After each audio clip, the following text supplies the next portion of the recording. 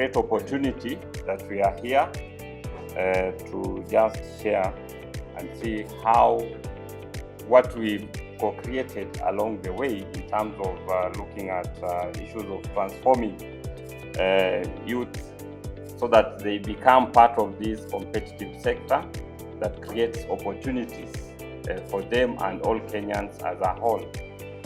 Looking at the numbers, of course, we have talked of the statistics for the longest, which are critical in informing decision making.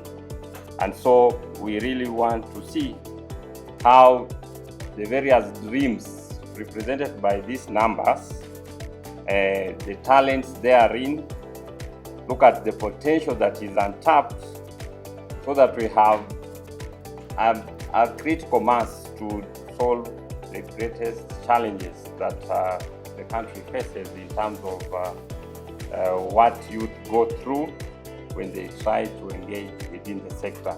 So at the core of Utafiti Sera is what we call the house. You can see that picture or pictorial representation of the house. That we bring all the stakeholders together in that house. How we do that, we map them through what we call political economy analysis. Political economy analysis helps us to understand how power is concentrated in the society and distributed. Also help us to understand the informal institutions, formal and informal rules in the society, where the bargain is, who hold the much power, which organization are we able to target, who are the people that can influence. So we ensure that all those people, we bring them into the house. Over that policy issue, so in our case here it is youth employment creation, and we are dealing with three value chains: mango, avocado, and potato. So we ensure that all those key stakeholders working around those value chains are brought into the house. So what is the role of Kabe in Utafiti Sera? He has said we are hosting. And so how are we hosting? We coordinate, we do the actual implementation of research policy activities.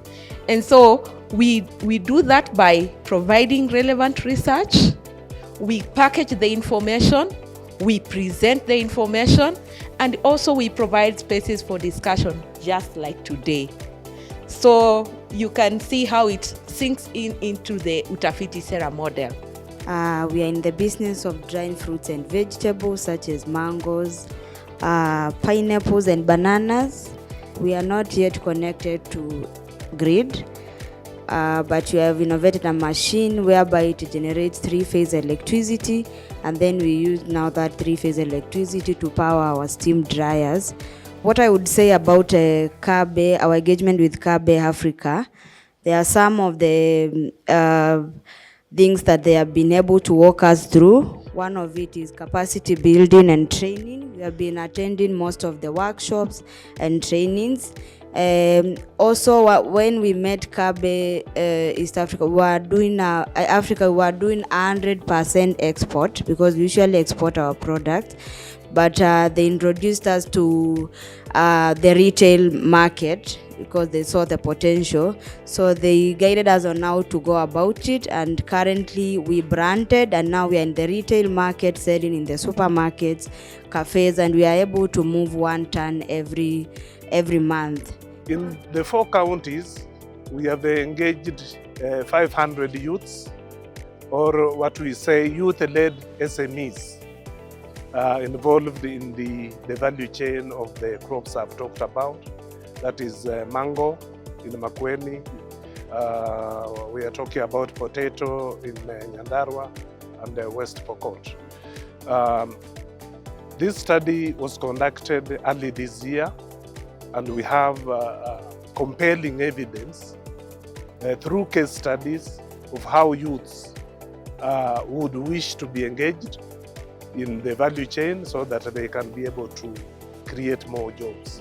So far, youths have created jobs in those value chain in those particular counties. My engagement with Kabe is very personal because as you have seen, they are talking about evidence and linking it with policy.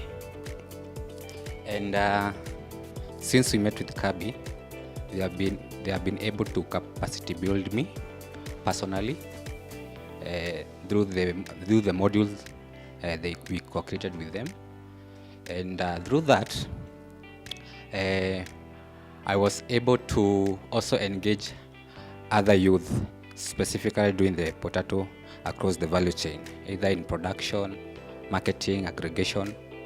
We have been able to conduct the whole module through online and also engaging with them physical. I'm very happy today for Kabe and Pasga. It is an opportunity and a chance. You gave a direction, and I think you can see me, I'm glowing. It is because of potatoes. So, thank you, West Pokot Potatoes. I think since we came for training here, we met with the director, Mr. Patrick, and Madam Lucy. They came after we came here. I can attest things are changing. It is not the way you left. We are in another level. We are seeing about 30% increase in the numbers of youth getting into agriculture, developing their own businesses. In fact, for those running individual enterprises, we are seeing a surge in the numbers, just to show that actually agriculture is providing an opportunity for them. The Department of Agriculture has engaged with a lot of partners so that we can be able to move the agenda for the youth. One, we have involved youth in agro-processing, Faith being one of them, and we have also engaged youth in what we are calling youth in Kilimo Bees, where we are having what we are calling farmer service centers, where the youth are able to aggregate, they service and demand, and they also earn a commission. As an agency, one of the main things that we have tried to do is not just to bring dialogue, but to also onboard, looking at Kakamega's economic landscape. Over 65% of our economy relies on agriculture, meaning, and we have a problem of the land sizes are very small and too much subdivided.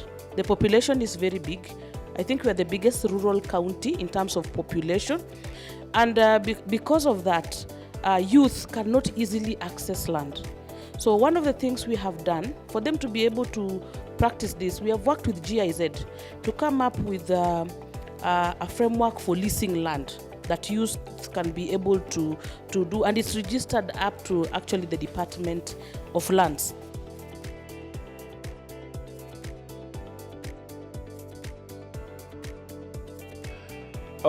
My parting shot is basically to give youth hope that we needed to engage a little more into policy dialogue to ensure that youth voice count, and we take into account some of the evidence which youth give so that we incorporate it into youth-friendly policies.